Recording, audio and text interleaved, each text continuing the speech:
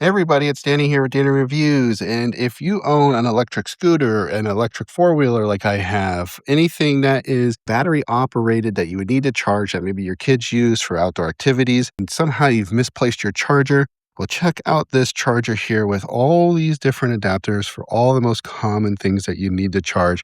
My four-wheeler takes this one, and then my little scooter right here will take this one here, and I'll show you here. And you're greeted with this nice green light, and then it'll also be red when it's charging, and then go back to solid green when it's fully charged.